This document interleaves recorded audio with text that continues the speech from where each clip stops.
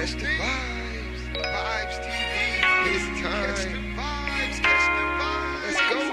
Let's go. Yeah.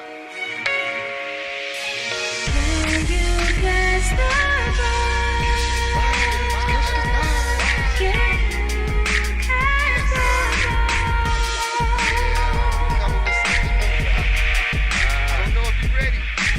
Can you catch the vibes? Catch the vibes. Catch the vibes.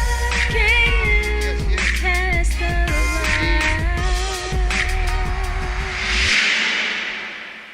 vibes? Welcome, family. Thank you for watching Vibes TV, where we are always willing to have the conversation you may not want to have, but we are willing to vibe on it. And today we've got a very special topic that we're going to be vibing about, and that's postmodern rape culture. Now you're like, what the hell is postmodern rape culture? But if we look at what's been happening over these last few years, and we're not talking about years ago, 50 years ago, we're talking about right now, today. We want to examine, are we actually progressing in this area, or are we actually regressing? And so today, I got some great guests. We're going to take a look at this thing. Hey guys, it's Lyric here at Winter Vibes. We're going to be doing a little bit of interviewing in a bit, but for now, back to Chris in the studio.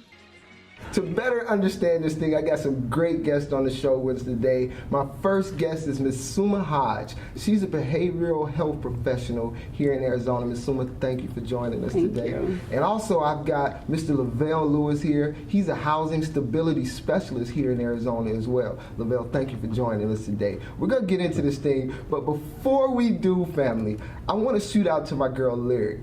Lyric, get used to seeing her. You're going to see a lot of her. She was out at Winter Vibes. That was an event we threw not too long ago. A super dope concert. But while she was there, Lyric was able to ask some of our guests a very special question about rape culture. Check this out, family. Catch the vibes. Hey guys, I'm here at Winter Vibes, and I'm here with Orlando and Sergio. I just want to know your guys' opinion on rape culture in America. Are we doing enough to make it known, or what is your opinion on it? I think, in my opinion, the one thing that we could probably do the most to kind of bring awareness to rape culture would probably be just education. I think just by simply educating men and women on, rape culture. I mean, because to be quite honest with you, that's the first time I've ever really heard the term rape culture, you know what I mean, for this interview. So I think just education would probably be the best way to go. Welcome back, family. Hey, if you guys aren't following Lyric, go follow her IG, La Lyric. But getting back to this thing, we want to get back to talking about this topic that we're on right now. And one point that when I started looking at this topic that I really thought wasn't explored enough, right? And that was child offenders. And Ms. Suma, I know that you have some experience in dealing with child offenders. And my question to you is, what are some of the unknowns, and how can this start so young for children? Mostly when the children that we have that are child offenders usually have been offended themselves. So they're only acting out and exploring, what happened to them. So working with individuals, young as 7, 8 years old. Yeah, our younger ones, we look at them and try to figure out what happened to you. Kids don't just wake up one day and want to just try and explore the body. That kind of thing doesn't take place in the mind until you start to hit around puberty age. So around 11, 12 years old, 13 is when you start to really explore your body and want to explore other people's body. Right. So when we look at children who are, exploring and touching and doing different things, we start to wonder what happened. So then we want to evaluate and look at the family and that kind of aspects, or those who are around the family and who are around the children often. Sometimes schools, coaches, right. Older students in the class or stuff like that, older people on the sports team. So those kind of things we want to evaluate when we look at children who become offenders. Some people say, he's been exposed to this, he's been exposed to that, right? But as far as the natural, it coming from your genes, or I was born this way, how do you feel about that side of it? That's tough. So when I hear the kind of statement, I was born this way, I don't necessarily agree. We are born to know what is right and wrong. At a certain age, we start to hit where we develop and we understand. Around 7 years old, when you start to decipher something is not true, something is a lie, is when children are able to decipher. Even in court system, they look at children when they're 7 years old to understand what a lie is and what's the truth. And for me, I don't believe that it's necessarily something that you're born with. I know there are some individuals who struggle. The frontal cortex, the frontal lobe cortex holds a lot of our decision making, Right. our morals and stuff are held in that kind of area. Right. So some people, those who may have like tumors or TBI, which is traumatic brain injury, Right. those individuals, their decision making and morals can be skewed. Yes, that is true. Maybe in some areas where your brain is not fully developed, possibly, but it's not something that you are naturally born with, or something that you will find in the DNA that Now, we you can know, pick out. That's gonna span. That answer is gonna span across a whole smorgasbord. I can see it being smeared. Don't be trying to smear what she said. You heard, she was precise, right? Don't try to smear what she said, right? But I do agree with you on that aspect. I do think that a lot of these things are learned behaviors. It's hard for me to believe that a child that everything we do is by learning. You know, it's building blocks to how these things are put together. And so I definitely agree with that. So Lavelle, I know you got some stuff to say about this, but one question I want to pose to you though, like, because we see a lot of these kids that are committing crimes, right? You know, you see a kid that commits murder and they're locking this kid up in Rikers, you know, just like an adult, charging him like an adult, right? Do you think that these child offenders should be registered as child offenders, even though they're minors? It depends on the circumstance and things of that nature. So, like, my opinion is I need more of the facts. You know, I could go either way. A theological standpoint is that probably I'm going to lean more towards no. Yes, you can definitely replace a behavior. You can use cognitive behavioral therapy where you will replace a behavior. So just because it's learned does not mean that it can't be unlearned. But if you're going to unlearn something, you have to replace it with something. So I don't believe that children should be labeled something so harsh as being a sexual offender at a young age. When I've been experienced working with kids that are like 10 years old, 11 years old that have, you know, offended on family members, offended on other people that were around them, children. I had a client that had probably about 7-8 victims under his belt at 14 years old. Do I think he should be labeled? No. The development, as I was speaking of earlier, the frontal cortex is not fully developed until you're 21 years old. That's why the age of drinking should not happen until you're 21. I agree, right? The part of it that, and I know that there's going to be some people that, and this is why we vibe about this, because we don't have to agree, right? But we need to understand why she thinks this way, why Chris thinks this way, why you think this way, right? And so when I look at it, I'm like, okay, now this kid, he's 14, right? And some people, he's 14, right? He's had 7 or 8 victims, right? We tried the cognitive therapy and the other things. Now he's on a college campus, and now we introduce alcohol. And now we introduce pills, and this same behavior is now altered, right? When my daughter could have had a heads up that this guy was on her floor, and that's why I agree with Lavelle. I would want to look at the facts as a minor. So maybe as an adult, you don't get that benefit of, okay, let's weigh this thing out. But as a child, maybe we will look at it like, okay, this is the first time he's ever done this, or Lavelle, what do you think about that? Yeah, I'm in 100% agreement with that. When it comes with the minors, we're more prone to teach. I agree with you on that standpoint. So, but I also agree with you. So, like, we classify a minor as someone that's under 18, correct? So at 17, you're kind of coming more into your own. You start making more decisions, and when But I knew at 14. Yeah. At 12, I knew what was up. You would think so, but you don't know what these individuals were predisposed to prior. Facts. So yes, we do, and it's the environment sometimes too that we have to also consider, and the household, education system, those kind of things we have to take into factor when we make such a drastic label. Suma, and I'll ask you this, since I can tell you're passionate about this one. She's passionate, y'all, right? What's one tool that you think is underused in helping this situation? A tool that's underused? That we don't put enough of it into, that could really be making a difference? I think just mostly just working with children and listening. I find that aspect that I think that children struggle with the most, especially when it comes to adults, and why children don't often come to adults with situations like that when they've been offended on themselves, is because we don't create an environment where they feel safe and comfortable to come to us. Most of the time we're like rushing them off, like, hush, hush, I gotta do this, or like, let's go relate. We're rushing them off. We don't have time. Right. And we live in this society currently where everything is so fast. Or parents, we're on our cell phones, we're talking, we're on a laptop. We're so busy. So we don't create their environment to allow these children to feel comfortable to come to us because they don't have the opportunity. We need to create the opportunity, create the space for them to feel comfortable to come to us during those moments. Dope answers. We're going to shoot out to a quick interview that I did out at Winter Vibes with the Color 8 Band, and tell us, look, if you guys haven't heard the Color 8 Band, these guys are off the chain, super dope. Shout out to them and tell us for sitting down with me. Hey, I know you're going to like this, family. Check this out. Catch the vibes.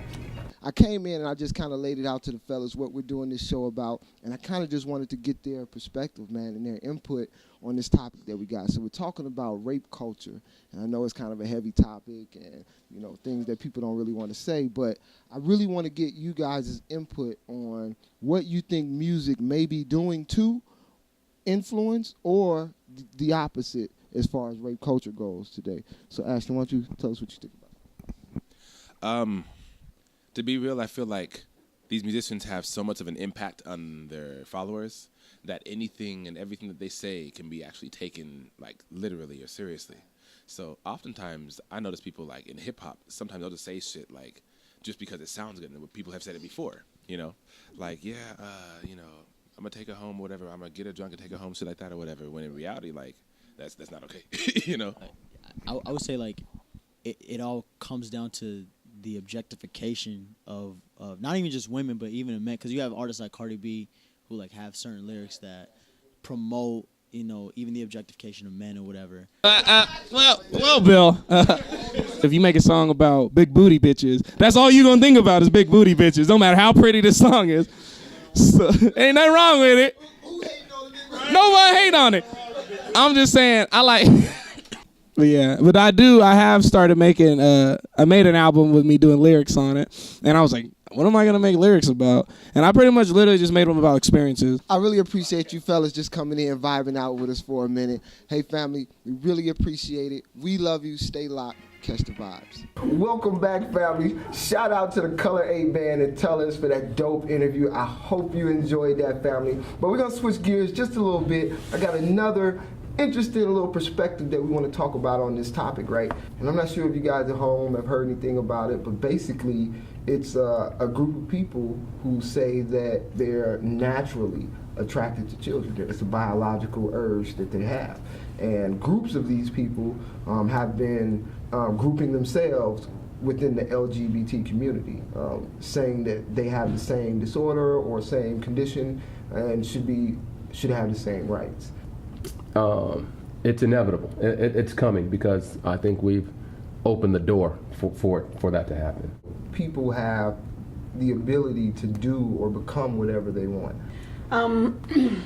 Pretty much like what I was stating earlier, I don't believe that it's something that is genetic or something that is you're born with. I believe that some individuals, they may struggle in some different areas in their lives, but I wholeheartedly don't believe in comparing them to homosexuality by any means. I believe that pedophiles, when they know that something is wrong with them and they know that what they're doing is inappropriate, illegal, harming to someone, when you look at an individual within, the LGBTQIA community, those are individuals who are not harming anyone else.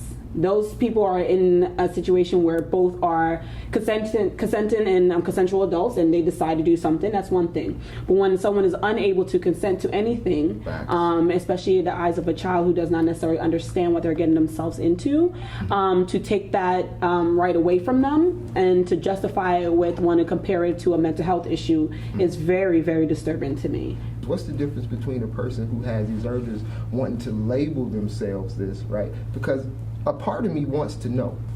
I think it's and you give me a chance to explain it, but I think this is an inevitability. This is where it's going. And the reason being, you use the word culture, right? Mm-hmm. And there's only 3 types of cultures that I know as it relates to absolutes. That's going to be a theonomous culture, theos, meaning God. There you go. nomos law. So basically, we govern ourselves after God's law. And the closest thing to that could be naturalism, which is like we hold these truths to be self-evident. You know what I'm saying? I understand. America was founded on that. Times were good. We're getting away from that because they're like, okay, no, that's not right. Another kind would be the heteronymous culture, which is heteros, another, nomos, law. So that's more indicative in a dictatorship. The few at the top dictate what goes on at the bottom. So that's over like in the Middle East, things of that nature, where we're going to tell you what you believe, blah, blah, blah, blah. Hey, you can't be homosexual or you're going to die. You can't do X, Y, and Z. You can only have one kid. This is what the culture's going to be. You know what I'm saying? Absolutely. So in America, when I say it's inevitable that we're headed this way because we're in the third one, because we're not theonomous culture anymore. Would you agree with that? Yeah. And we're definitely don't want to be in a dictatorship or a heteronymous culture, which would be the autonomous culture, where we dictate our own moral rights. You know what I'm saying? So like auto meaning self, nomos law, autonomous. So that's what we are. So the problem with that is when you're dictating your own moral code, you know what I'm saying? So theonomous, God says one man, one woman, right? Absolutely. Autonomous says, no, I should be able to love who I want to love. So when we're autonomous, you know what I'm saying? Anything is okay. You see what I'm saying? So it's inevitable. So like, wait a minute. If you have the autonomy to love another man, why don't I have the autonomy to love this child? This is the exact perspective. So that's the conundrum we're in and the difficulty living in this autonomous culture, because we dictate our own morality. Wow. I hope you caught that. If you didn't, you rewind it. Remember what he said, because he really dropped some jewels on you, family, about where we're headed as a culture and the main reason why we're bringing this topic up. One thing that I also thought that people kind of overlook, right, are older women offenders offending younger men. Right? And some of the fellas, it's like, hey, no problem. If Miss Teacher want to come on, let her come. But that's not okay. It's not okay, right? And so why do you think, Ms. Suma, that can be such a... See, we all just smiled. Everybody smile. Why is everybody smiling? Why is that funny, right? But why do you think it's that way? I think that is acceptable in those kind of situations because of the kid, especially being a male. You are going to look like, oh wow, you did a good thing. Like you should be dapping that up. Like that's a props right there to be getting an older woman. But however, it is still a child at the end of the day. And despite whether it's a male or female, it's still a child.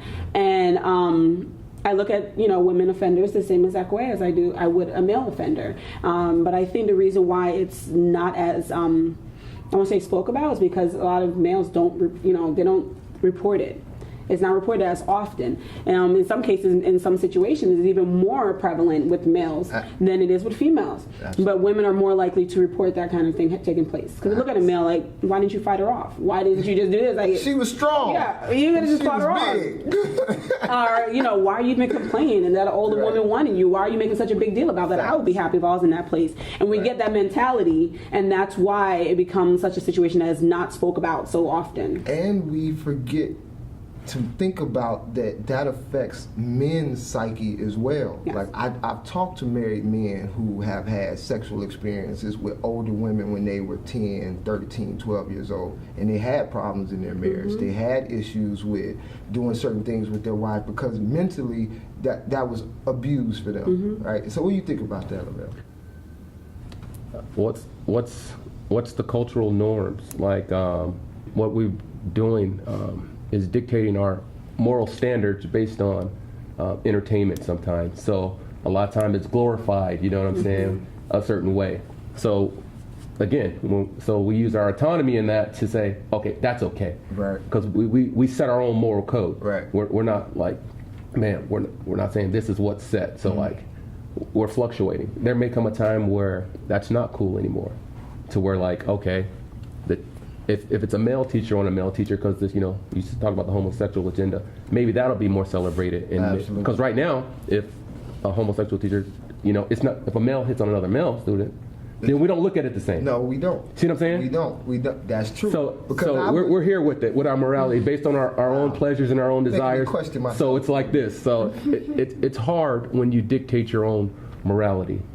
These are all great points. These are all great points. But one other side of it that we're going to take a look at, and I think it's kind of an elephant in the room with what we've been seeing on TV and everywhere, is this whole Hollywood rape culture that we've been seeing with the Corey Feldman interview stuff that he's did, and the Terry Crews. I don't know if you guys seen Terry Crews. I appreciate what Terry Crews did, right? Terry Crews and these guys coming out. What obligation do you guys feel that Hollywood has, right, to dispel in this kind of behavior, to change in this type of culture? So we'll start with you. I think that they have a great responsibility because when you are given a social status, like being a celebrity, there are certain things that become expected of you at those points. People kind of look at them as what should be accepted. And when you have that platform and you're given that platform, it is appropriate for you to do the right thing. From the arts was never designed to set the precedence for the culture. It's not. It is, but I don't think it was designed. And I mean that by this. Normally you reason, and that's where your argument's done in reasoning, and then the arts were only meant to illustrate the reasoning. Wow. Not to set that. So we'll debate the issues, right? Facts. So we're talking about the rape culture. So we're going to come with the facts. We're going to reason on the morals, things of that nature, and then we make go the Winter Vibes and illustrate it, things of that nature, and then we apply it. And I say that because I'm a father. I don't depend on the television to teach the culture that I want to ingrain in my children. Can you say that just one? Listen. You see what I'm saying? So they have no responsibility.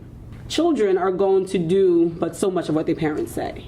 They can do what they want when you're there. Agreed. But when you walk out and I'm in a social situation, my responses are going to change. Right. So we're observing what is on TV ultimately, and that's going to play back in the children's mind. It's just natural. How many of things that our parents have said to us as childhood that we went out and did anyway because we wanted to test ourselves to see, how true that may have been. And afterwards, it's like, okay, so she was a little bit right. She was right. Possibly. Right. However, so yes, I do believe sometimes that you hold a responsibility because you are in that position slightly of authority. Just like we hold teachers to a certain position of authority, we hold police officers, judges to a certain position of authority, so then therefore you have a moral conduct that you have to display.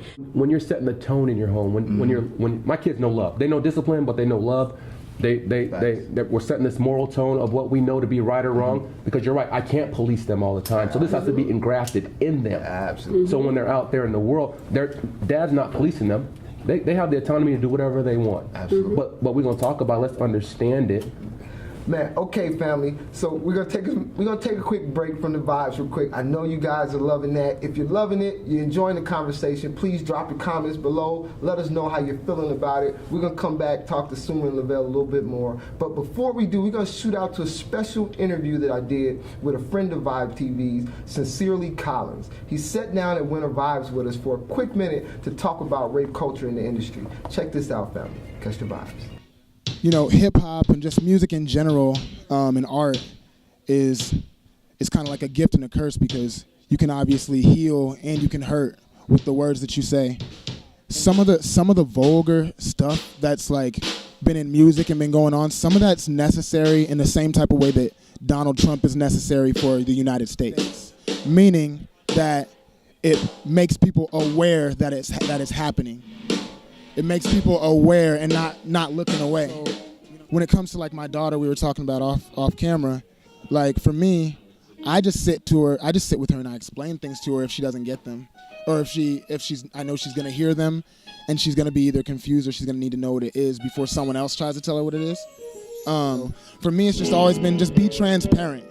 Just be transparent, and it might be hard. It might be a hard pill to swallow. Just like this subject is a hard pill to swallow, but you throw it on them because it's necessary, and that's how I feel about it. Welcome back, family. Shout out to Sincerely Collins for that dope interview, man. We definitely got to get you back in the studio to sit down and have a chop up with us, family. I know you guys enjoyed that. But one last topic that we're going to talk about before we close this thing out here, right, is we seen the whole Me Too wave that happened. And my question is, do we think that, because I've heard a lot of people talking, do we think that waiting to expose your story, waiting to tell your story can sometimes hurt or is hurting the validity of some of these claims that are coming out?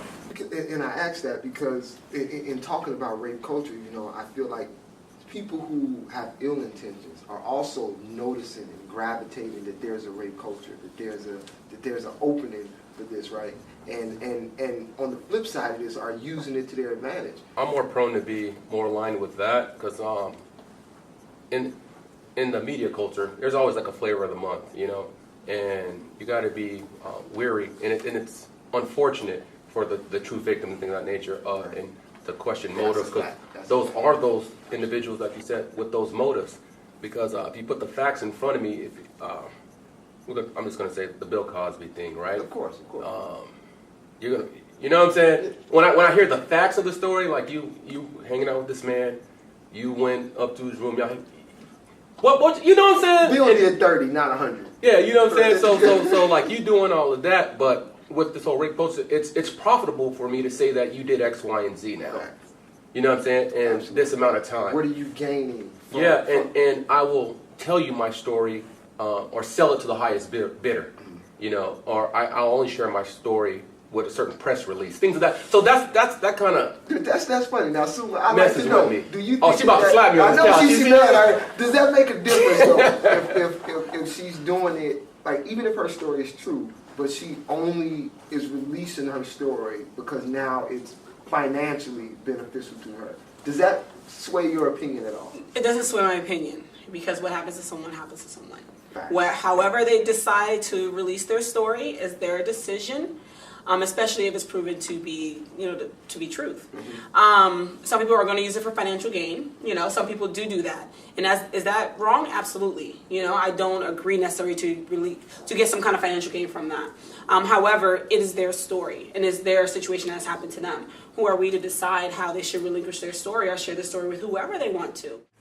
All right, family, we're going to shoot back out to my girl Lyric out at Winter Vibes, where she had a chance to ask a few more of our guests a special question about rape culture. Stay with us, catch the vibe. Hey guys, we're here live at Winter Vibes. I'm here with Stephanie and Tay, and I just want to know your guys' opinion on rape culture in America. Are we doing everything we need to do to prevent it? I believe first we need to start with education. A lot of people are uneducated what rape is and consent is. So first thing we need to tell people what consent is and the different levels of rape. So it's not just sexual penetration, it's coercion, it's making somebody believe they have to do this for the relationship to keep going. So I think once we educate people on what it is and start at a younger age. Thank you so much, and let's get back to the show. That was our very own Lyric out at Winter Vibes. Thank you, Lyric, for doing a great job. Hey, I want to thank my guest for being on the show, Miss Suma. We really appreciate you. It's been fun. She can, man, I don't know. But it's good. It's all good. It's all love. It's all love. Mel, we really appreciate you being on the show, man. Your perspective was incredible, bro. We appreciate it. We're going to close out this episode of Vibes TV with our Vibes Artist of the Week, Mr. Kyrosol. He put on a super dope concert for us down at Winter Vibes. I know you're going to love it, family. Hey, don't forget to subscribe to the YouTube page to see the full footage of what you see on our other platforms. Vibes TV, all caps, space in between Vibes and TV.